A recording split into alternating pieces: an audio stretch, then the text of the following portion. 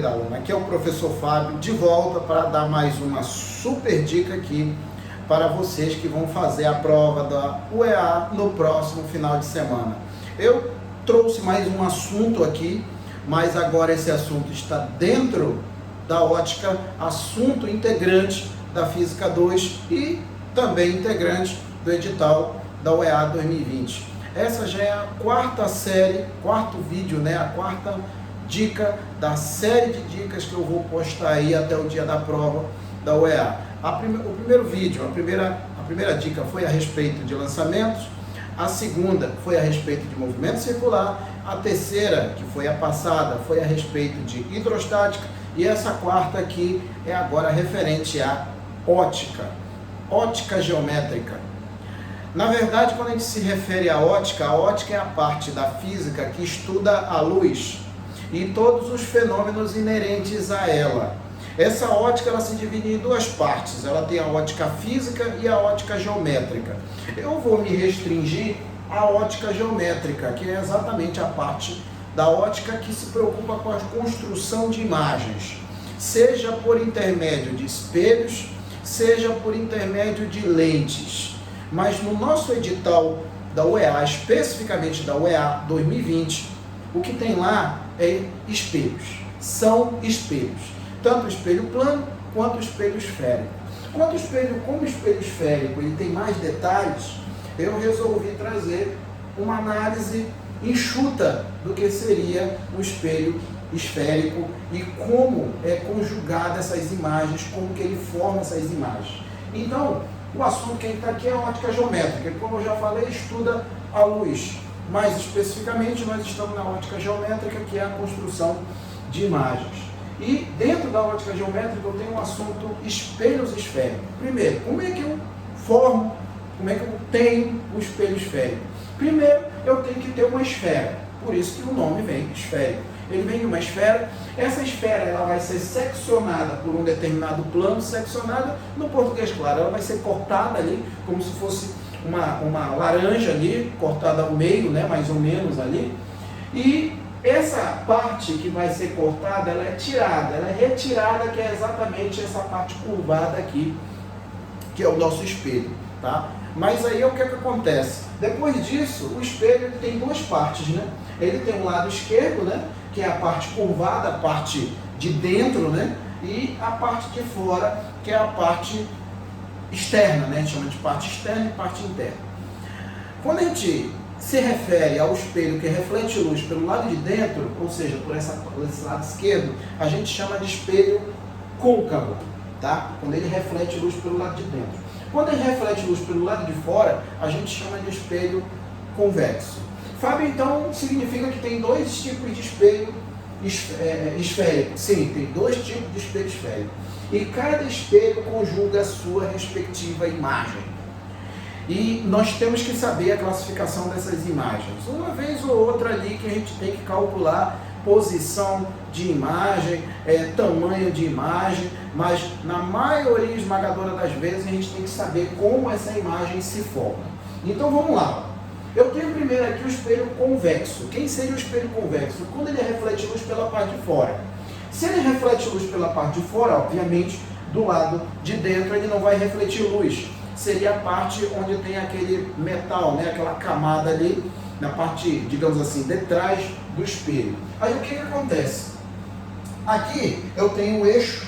Esse eixo aqui, ó, essa linha preta contínua aqui que está passando tanto pelo vértice, quanto pelo foco, quanto pelo centro de curvatura, a gente chama de eixo principal. E quem seriam essas partes aí, Fábio, esses pontos? Bom, é o seguinte, esse C é de centro de curvatura. Esse centro de curvatura é exatamente o centro da esfera que deu origem ao espelho. Por exemplo, isso aqui é uma esfera, ele tem um raio, ela tem um raio, tem o centro. O fato do espelho ter sido seccionado, né, da parte ter sido cortada, né, digamos assim, ele não vai deixar de ter o raio, ele não vai deixar de ter o centro de curvatura, ou seja, aqui ele vai continuar tendo o raio, que é exatamente o raio da esfera que deu origem ao espelho, e isso é uma informação que a gente tem que ter. O outro ponto aqui é esse F é o foco, tá? É o foco. E o foco, ele está exatamente no ponto médio entre esse V, que a gente chama de vértice, tanto o espelho convexo quanto o côncavo, ele tem vértice, no ponto médio entre o vértice e o centro de curvatura. Esse comprimento todo, a distância CV, é exatamente o raio da esfera. E não é tão difícil de ver, né? Que o raio é 2 vezes o foco, que eu até coloquei por aqui, ó, tá aqui, ó. O raio é 2 vezes o foco. Mas lógico, né? Que isso obedecendo às condições de nitidez de Gauss, tá? Como isso aqui é uma dica e tem que ser enxuta, né? Isso daqui, para quem quiser mais uma informação completa, uma aula completa, eu tenho no meu canal 2 horas de aula a respeito de espelho esférico. 2 horas dá para ver a quantidade de informações que tem lá. Então o que acontece? Como é que se forma a imagem aqui no espelho convexo? Eu tenho um objeto, né? O objeto está na frente do espelho, e quando a gente diz que ele está na frente do espelho, a gente diz que ele está na parte real, tá? Essa parte da frente é a parte de onde vem luz, que a gente chama de parte real. E essa parte aqui, detrás do espelho, que na verdade atrás do espelho não tem nada. A gente fala detrás, mas é uma forma de a gente entender mais rápido. Mas, na verdade, a gente sabe que não tem nada atrás do espelho. Essa parte atrás do espelho aqui, a gente chama de parte virtual, tá? E tudo que é formado desse lado direito é virtual. Tudo que é formado do lado esquerdo é real, tá? A parte real é a parte de onde vem luz. E a parte virtual é a parte onde não tem luz, onde não tem reflexão de nada, tá?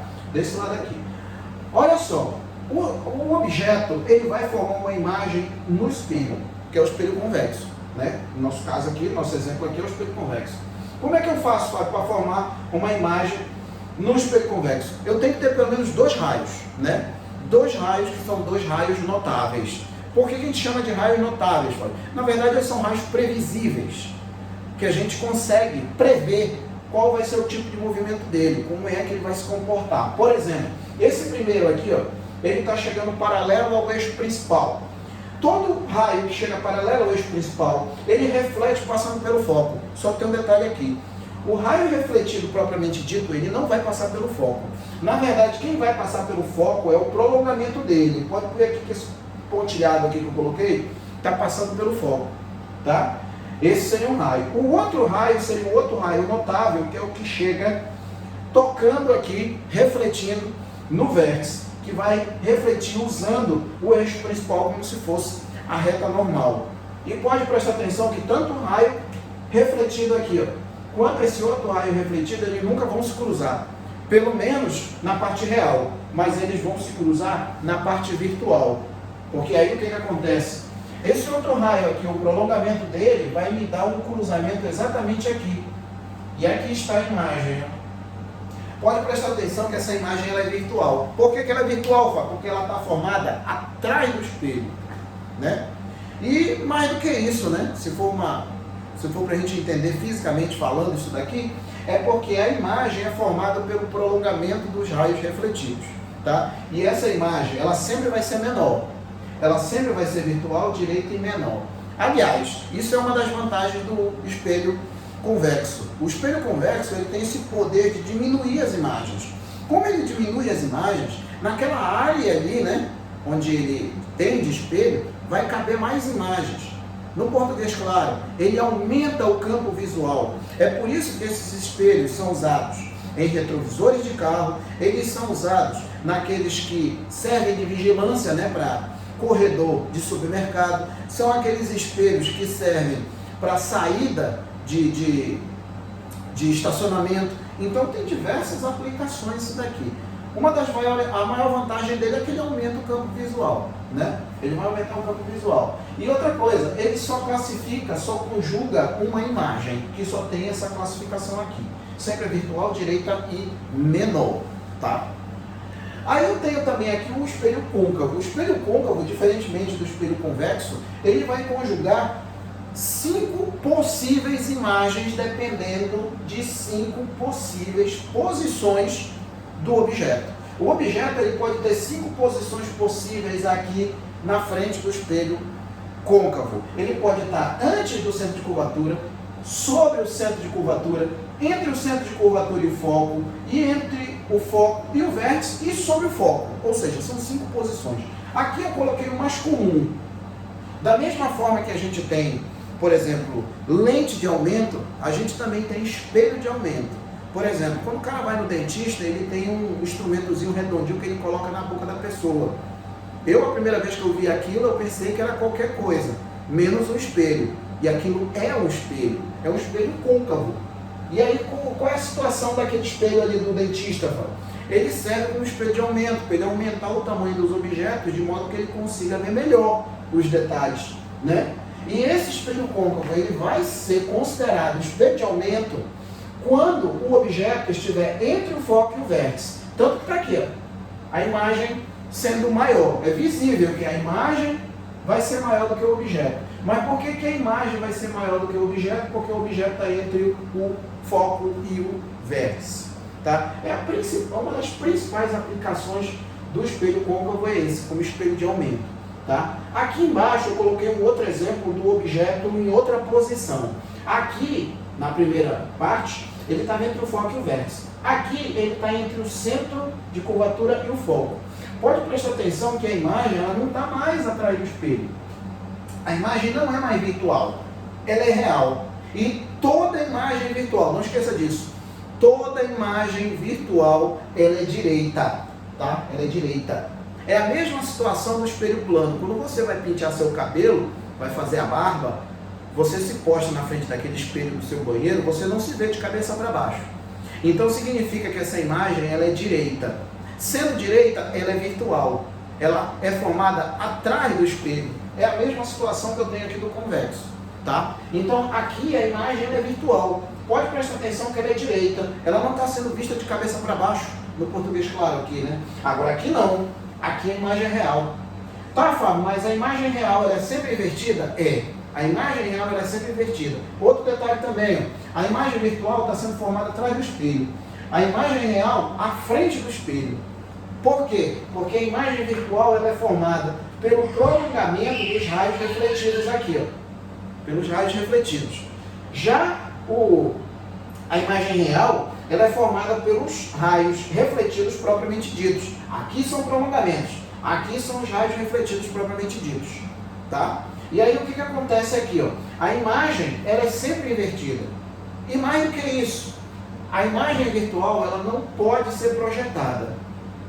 Quem que pode ser projetado? Só a real. Somente a imagem real pode ser projetada. Isso a gente não pode esquecer de maneira nenhuma, porque muitas vezes a questão se refere a um determinado anteparo. Considere um anteparo onde eu tenho uma imagem projetada ali. Eu já sei que a imagem não é virtual, porque a imagem virtual não pode ser projetada. Quem pode ser projetada é a imagem real. E mais do que isso, eu consigo descobrir até qual é o espelho. Para ver, ó, eu consigo descobrir até o espelho. Se a imagem está sendo projetada, então significa que a imagem é real. Se a imagem é real, não se refere nem ao espelho convexo e muito menos ao espelho plano. Porque o espelho plano, ele sempre vai ter uma conjugação também. A classificação da imagem do espelho plano sempre vai ser virtual, direita e igual. O que muda é só o menor aqui em relação ao convexo. Mas nas duas situações, seja no espelho convexo, seja no espelho plano, a imagem vai ser virtual, ou seja, ela não pode ser projetada. E eu já sei qual é o espelho, que é o côncavo. Então, isso a gente tem que ficar esperto, que a questão não fala quem é quem. É você que tem que descobrir. Mas como é que eu vou descobrir, Fábio? Estudando, entendendo e obtendo informações. É isso que tem que acontecer, tá? Agora, olha só, aqui eu tenho algumas características que eu coloquei a respeito da imagem virtual e da real. Por exemplo, a imagem virtual, ela tem uma posição da imagem, esse P' é posição da imagem, o P é posição do objeto, e o F é a distância focal. E preste bem atenção no que eu estou falando, distância focal não é a mesma coisa que foco. Foco é o ponto, a distância focal é o tamanho, tá? E a distância focal é representada pelo F, Fzinho. Então, quando eu tenho imagem virtual, o P' é negativo, tá? E a imagem vai ser virtual, que é sempre direita, e não é projetável, que é o que eu acabei de falar. A imagem real, o P' é positivo. Por quê? Porque ele vai estar formado à frente do espelho, que seria a distância da imagem até o vértice, tá? e ela é sempre invertida e projetável. No português claro, a imagem virtual é sempre direita e a imagem real é sempre invertida. A imagem virtual ela não pode ser projetada e a imagem real pode. Qual é, Fábio? Qual é o único espelho que consegue construir uma imagem real? É o côncavo, é o único. O virtual, a imagem virtual é espelho convexo ou plano, tá? Aí tem mais outras informações aqui. A distância focal, quando for positivo, né, significa que o raio de curvatura também vai ser positivo e o espelho vai ser côncavo. Até com isso a gente tem que ficar esperto. O sinal do foco, a gente tem que ficar esperto, porque o sinal do foco me diz qual é o espelho. Se o foco for positivo, o espelho é o côncavo. Se o foco for negativo, o espelho é o convexo. Mas como é que eu sei disso aqui, Fábio? É só olhar para o eixo principal. É só olhar para o eixo principal. Tudo que é formado à frente do espelho é considerado real e é positivo. Tudo que está atrás do espelho é chamado de virtual e é negativo. Aqui, por exemplo, no espelho convexo, né? Tanto o foco quanto o centro de curvatura está atrás do espelho. Então, são abscissas negativas. Já aqui no espelho côncavo, né? Eu tenho o foco e o centro de curvatura. Já são abscissas positivas. Isso tudo a gente tem que saber. Outra coisa que raramente aparece, mas é um pecado que eu não vou levar para a cova, vou colocar aqui, coloquei, eu pensei que coloquei, é o aumento linear transversal, tá? Para ser sincero, de 7, 8 anos aí de UEA que eu olhei, só vi uma vez só aumento transversal, aumento linear transversal. Mas não deixa de ser uma informação daqui. Esse aumento linear transversal, ele é uma definição. É dado pelo tamanho da imagem sobre o tamanho do objeto. E ele admite sinais também. Por quê? O A, que é o aumento linear, ele pode ser negativo. Se ele é negativo, é porque a imagem é real. Mas por que a imagem vai ser real? Porque a imagem real é invertida. Tá? E aí a ordenada, uma coisa é a abscissa na horizontal. Outra coisa é a ordenada na vertical. Quando a imagem é real, a imagem é invertida. E a cabeça da seta aqui no caso está numa ordenada negativa. E isso faz com que essa razão seja negativa. Por isso que o aumento linear vai ser negativo. Que aí caracteriza uma imagem real, que a imagem vai ser real. Agora, se o A for positivo, a imagem é virtual. Por que a imagem é virtual? Que aqui, agora eu vou ter uma ordenada positiva. Uma ordenada positiva, o objeto aqui, na maioria esmagadora das vezes, também vai ser positivo, fazendo com que um aumento transversal linear aí, o aumento linear transversal seja positivo também. E aí o que amarra tudo que for com relação à conta é uma equação chamada de equação dos pontos conjugados ou simplesmente equação de Gauss. E preste bem atenção no que eu estou falando, eu estou falando equação de Gauss, não estou falando lei de Gauss. Quando a gente fala lei de Gauss, a gente se refere lá ao eletromagnetismo, tá? Aqui não, aqui ótica, equação de Gauss, que relaciona o foco, a posição do objeto e a posição da imagem. Ou seja, o inverso do foco é igual ao inverso da posição do objeto, mais o inverso da posição da imagem. E quando a gente se refere a esses sinais, né, foco positivo, foco negativo, quando a gente for substituir tanto a posição peninha da imagem, quanto o foco, se o foco for virtual, ou seja, se o foco for negativo, eu tenho que trazer o sinal para cá. Fábio, e se eu não levar o sinal? Eu vou errar. Eu vou errar. Então a gente tem que ficar esperto com isso daí também, tá?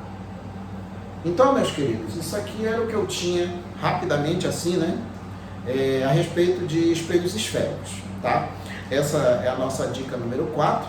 Espero que tenha acrescentado alguma coisa para vocês, que faça com que você lembre de muitas coisas que você já estudou.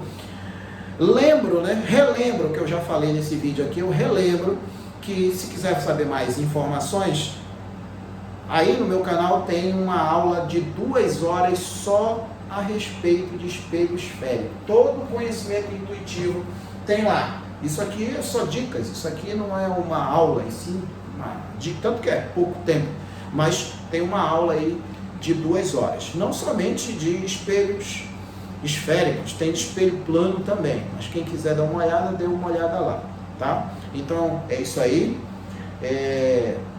Essa é a dica número 4. Depois eu volto aqui para passar a número 5, que vai ser um outro assunto.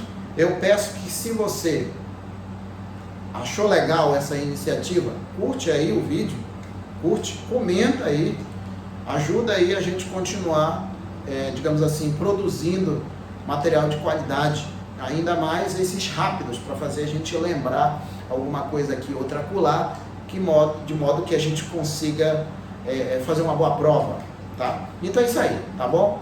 No mais, um abração, fique com Deus e até a próxima. Tchau!